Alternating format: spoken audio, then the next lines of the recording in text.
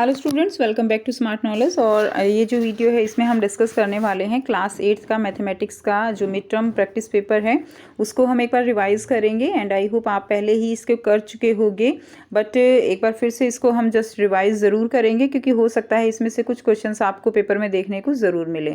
सो इसका जो first part है बच्चों वो हम ऑलरेडी कर चुके हैं, तो इसका जो सेकेंड पार्ट है सेक्शन बी है वो इसका हम करेंगे। तो हमने इसको यहाँ तक जो है इसके सारे क्वेश्चंस हमने सॉल्व कर लिए थे।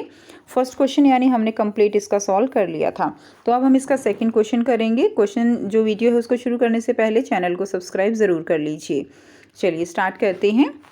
अब इसमें दिया गया है क्रॉस कंट्री जो है एक रनिंग इवेंट है। क्रॉस कंट्री होता है ना, एक रनिंग का इवेंट होता है जिसमें जो धावक होते हैं वो पूर्व निर्धारित दूरी जो है वो उन्होंने पूरी की। इसमें विभिन्न गतिविधियां शामिल हैं जिनमें धावक विभिन्न वातावरणों को कवर करते हैं। 11 किलोमीटर की क्रॉस कंट्री रनिंग इवेंट इस प्रकार है। तो उन्होंने कुछ इस तरह से कि जैसे पक्की सड़क पर दौड़ेंगे 3 किलोमीटर, कच्ची सड़क पर 2, पहाड़ी पर चढ़ेंगे 2, कीचड़ दौड़ जो है वो 1 रहेगा, जंगल में दौड़ना 2 रहेगा और जल निकायों को पार करना 1 किलोमीटर रहेगा। इस तरह से टोटल यहाँ पे हो जाता है 11 किलोमीटर। ठीक है, आप इंग्लिश में यहाँ से पढ़ सकते हो कि टोटल जो रनिंग इवेंट है वो कितने की है, वो है 11 किलोमीटर की। ये पहले से ही डिसाइडेड हो गया। अब इसी के ऊपर बेस्ड आपसे क्वेश्चन पूछा गया है कुल दूरी का कितना भाग कीचड़ दौड़ है। ठीक है, अब देखिए अगर हम कीचड़ दौड़ की बात करें यहाँ पे, तो यहाँ पे आप देख सकते हो कीचड़ दौड़ जो है वो केवल 1 किलोमीटर है। कितने में से है? 11 में से। ठीक है, तो ये इसका आंसर क्या हो जाएगा? भाग बताना है ना, फ्रैक्शन बताना है, तो 1/11 जो है इसका आंसर हो जाएगा। सी जो है यहाँ से इसका आंसर होगा। उसके बाद है कितना भाग जल निकायों का है। तो बच्चों यहाँ से आप बहुत ही आसानी से देख सकते हो, ये बहुत ईजी क्वेश्चन है। जैसे 1 है तो 1 और टोटल लिख दीजिए, नीचे 11 है तो फ्रैक्शन बस लिखना है आपको। तो कुल दूरी का कितना भाग जल निकायों का है, तो वो भी 1/11 ही रहेगा। इसका सी रहेगा आंसर, इसका आंसर डी रहेगा। उसके बाद देखिए पक्की और कच्ची सड़कों पर तय की गई कुल दूरी का कितना भाग है। तो पक्की और कच्ची सड़क उन दोनों को आप जोड़ लोगे तो ये आपका आंसर आ जाएगा 5/11। उसके बाद देखिए पहाड़ी पर चढ़ना और जंगल में तय की गई दूरी का कितना भाग जो है, दूरी का कितना भाग है, तो वो भी आप जोड़ लीजिए। पहाड़ी पर चढ़ना और जंगल में तय की गई दूरी, इसको देख लेते हैं। पहाड़ी पर चढ़ना और जंगल में तय की गई दूरी, तो ये देखिए पहाड़ी पर चढ़ना ये है 2 और जंगल में दौड़ना ये है 2, तो टोटल कितने हो गए? टोटल हो गए 4। तो इसका आंसर कितना आ जाएगा? इसका आंसर आ जाएगा 4/11। तो इसका आंसर आपका ए हो जाएगा। उसके बाद राहुल कहता है कि जंगल से दौड़कर और पहाड़ियों पर चढ़कर क्रॉस कंट्री में कुल दूरी का कितना कवर किया जा सकता है। तो जंगल में दौड़कर और पहाड़ियों पर चढ़कर, तो ये दोनों जो है देख लीजिए, जंगल में दौड़ना 2 और पहाड़ियों पर चढ़ना 2, तो कितना हो गया? 4 हो गया। क्लियर। अब आगे देखते हैं क्या कह रहा है कि अब कुल दूरी का कितना कवर किया जा सकता है। तो बताना है, तो आधा, आधे से कम, आधे से अधिक, 1/4। तो देखिए 4/11 हो गया। अब 11 का आधा जो है वो कितना होता है? 5.5, जबकि यहाँ ये आधे से कम हो गया। तो आपका आंसर हो जाएगा सी, आधे से कम। ठीक है, उसके बाद नेक्स्ट देखिए स्कूल के प्रदर्शन के लिए प्रत्येक पंक्ति और कॉलम में समान संख्या में छात्रों की व्यवस्था की जानी है। व्यवस्था 1 में दर्शाए अनुसार 9 विद्यार्थियों को व्यवस्थित किया जा सकता है। ठीक है, तो 3 और 3 6 और 7 8 9, तो 9 विद्यार्थियों को व्यवस्थित किया जा सकता है। अब आपसे जो क्वेश्चन पूछा गया है कि व्यवस्था 1 में जो है ये अरेंजमेंट 1 है, इसमें 100 अगर स्टूडेंट्स को हमें बिठाना है तो कितने विद्यार्थियों को जोड़ा जा सकता है। ठीक है, तो देखिए 100 बिठाने हैं इस तरह से, तो 10 इधर आ जाएं और 10 इधर आ जाएं, तो 10 × 10 कितना हो जाएगा? 100। अब 3 तो ऑलरेडी हैं, अगर 3 में हम यहाँ पे 7 और बिठा दें, 7 बिठा दें, ठीक है, तो क्या हो जाएगा? फिर ये रो और कॉलम में अगर हम 7 और ऐड कर दें तो ये 10 यहाँ हो जाएंगे, 10 इस तरफ हो जाएंगे, तो टोटल कितने हो जाएंगे? 10 × 10 ये 100 हो जाएंगे। क्लियर है? इस तरह से नेक्स्ट देखिए, नेक्स्ट दिया गया है प्रदर्शन आयोजित करने वाले शिक्षकों को लगता है कि एक समूह में 100 छात्रों की व्यवस्था करना मुश्किल होगा। वे समूह को 2 वर्ग में व्यवस्थाओं में करने की जो है क्या करते हैं? सोचते हैं। 2 समूहों में करने की सोच रहे हैं, तो वे समूह को 2 वर्ग व्यवस्था में विभाजित करने के बारे में सोचते हैं। प्रत्येक व्यवस्था में कितने विद्यार्थी हो सकते हैं? तो 2 समूह में करने हैं और 100 ही होने चाहिए। उसके लिए क्या होगा? 2 वर्ग व्यवस्थाओं में होना चाहिए। तो उसके लिए यहाँ पे जो आ जाएगा आपका ये देखिए ए हो जाएगा। तो इसको हम कैसे यहाँ पे कर सकते हैं? एक तो 36 और 64, तो इसमें स्क्वायर अरेंजमेंट करनी है, तो इसमें आपका आंसर रहेगा 36 एंड 64। तो स्क्वायर अरेंजमेंट केवल इन्हीं की हो सकती है, ठीक है, 36 एंड 64। उसके बाद नेक्स्ट देखिए, 2 छात्र कार्यक्रम के दिन प्रदर्शन में जो है क्या थे, अनुपस्थित थे एंड शिक्षक वर्तमान छात्रों को 2 वर्ग व्यवस्था में आयोजित करने की सोचते हैं। प्रत्येक व्यवस्था में कितने विद्यार्थी हो सकते हैं? अब 2 छात्र जो है वो क्या हो गए, वो एब्सेंट हो गए। अब 2 एब्सेंट हो गए तो कितने बच गए, वो बच गए 98। ठीक है, अब 98 को कैसे जो है किस तरह से ग्रुप में किया जा सकता है, तो 98 छात्रों को यहाँ पे किया जा सकता है। ये देखिए 49 करके जो है उनको ग्रुप में इस तरह से बिठाया जा सकता है, 49 ठीक है, जो है 7 और 7 इस तरह से बिठा के। उसके बाद देखिए, किन्हीं 2 क्रमागत संख्याओं के वर्गों के बीच का अंतर बराबर होता है। किन्हीं 2 क्रमागत संख्याओं के वर्गों के बीच का अंतर।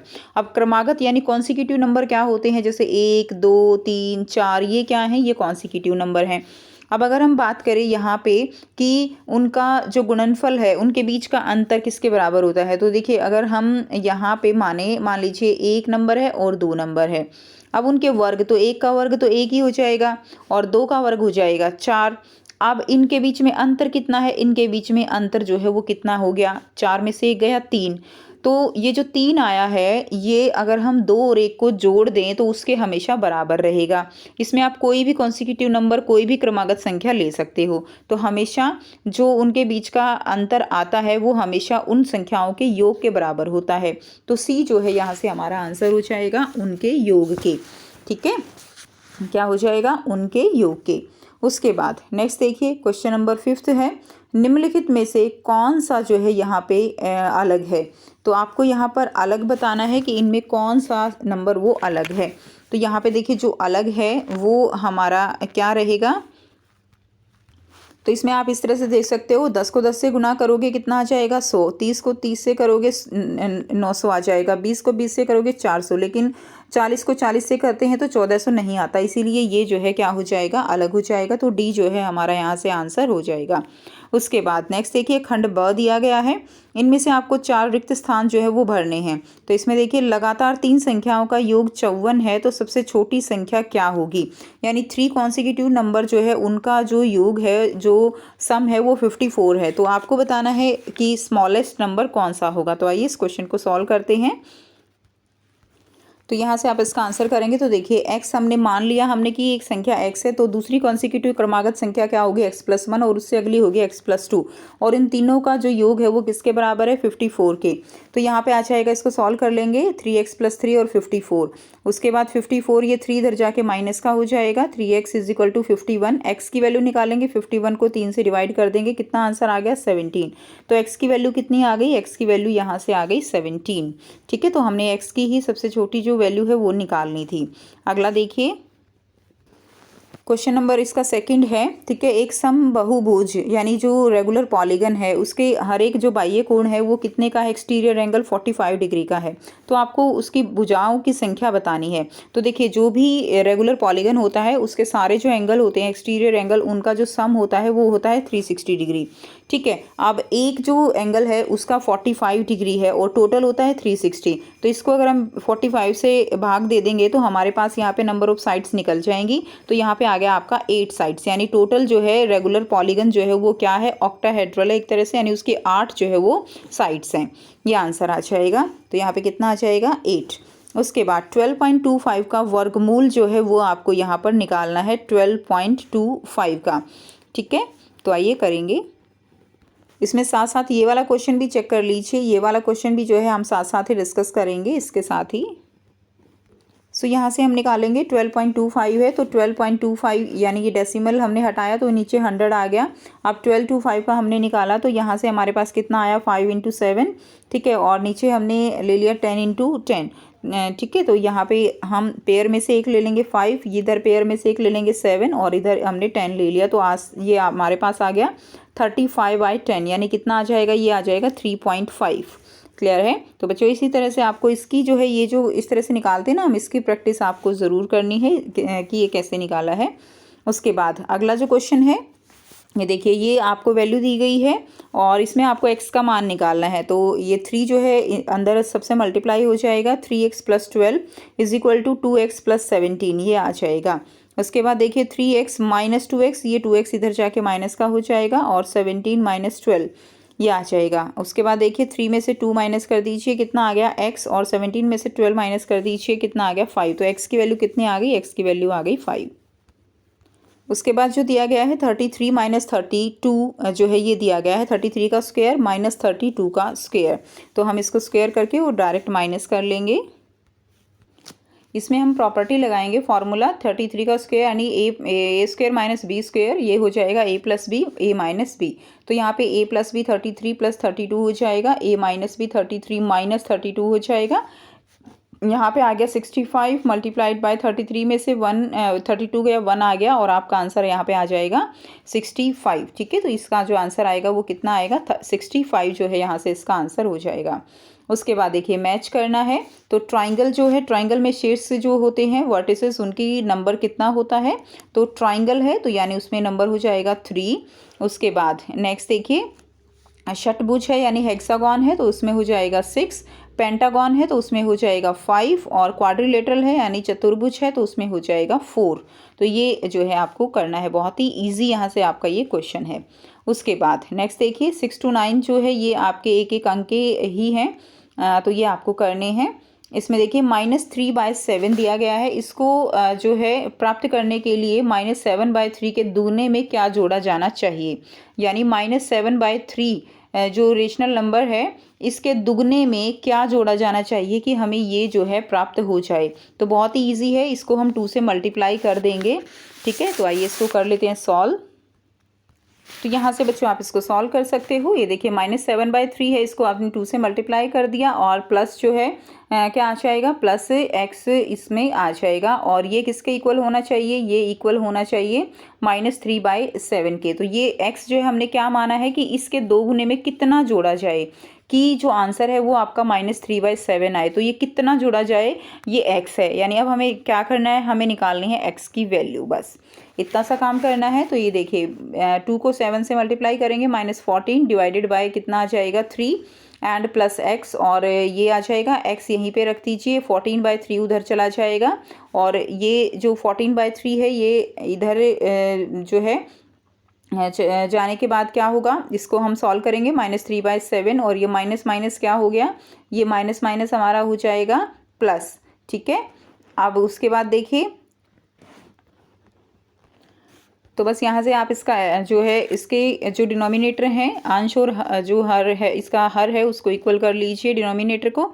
यहाँ पे -3/7 है, इनटू में इसको हमने क्या किया, इसको 3 से डिवाइड और 3 से मल्टीप्लाई कर दिया और इसको 7 से डिवाइड और 7 से मल्टीप्लाई कर दिया ताकि इनके डिनोमिनेटर वो सेम हो जाएं।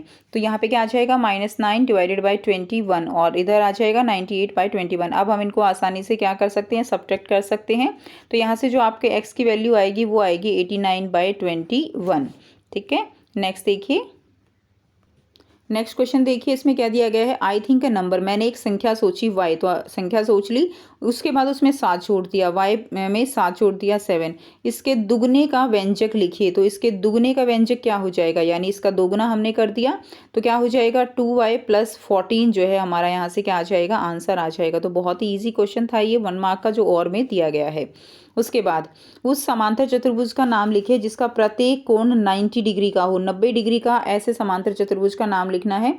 तो वो समांतर चतुर्भुज हमारा कौन सा हो सकता है, वो आयत हो सकता है, वो वर्ग हो सकता है। ठीक है, यानी रेक्टेंगल और स्क्वायर जो है इसका आंसर हो जाएगा ऐसे पैरेललोग्राम वो रेक्टेंगल है और स्क्वायर है। ठीक है, यानी आयत और वर्ग है।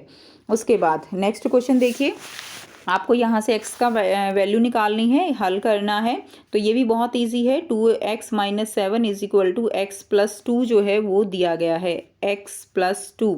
अब यहाँ से क्या करेंगे, 2x है तो इधर आके ये माइनस का हो जाएगा और इधर जाके 7 प्लस का हो जाएगा, 7 + 2 हो जाएगा। यहाँ से x बच गया और यहाँ से 9 आ गया, तो x की वैल्यू कितनी आ गई, 9 आ गई, जो कि बहुत ही आसान सा ये क्वेश्चन है। नेक्स्ट देखिए, क्वेश्चन नंबर 9 है, एक समषटभुज के विकर्णों की संख्या ज्ञात कीजिए। तो समषटभुज के विकर्ण कितने होंगे? Find the number of diagonal of a regular hexagon.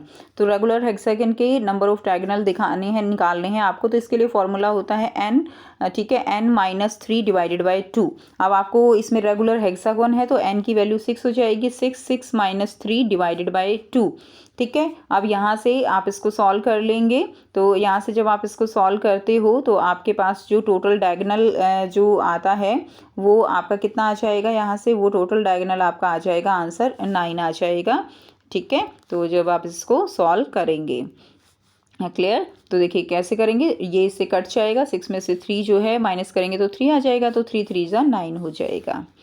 तो अब ये हमारा सेक्शन बी कंप्लीट हो चुका है। अब हम नेक्स्ट वीडियो में सेक्शन सी जो है उसको भी देखेंगे। एंड आई होप आपको वीडियो अच्छी लगी होगी और सारे क्वेश्चंस भी आपको क्लियर होंगे। फिर भी कोई डाउट हो तो आप पूछ सकते हो। वीडियो अच्छी लगी तो वीडियो को ज़रूर लाइक कीजिएगा, शेयर कीजिएगा, ठीक है, और चैनल को सब्सक्राइब कीजिएगा। सेक्शन सी जो है हम जल्द ही लेकर आएंगे।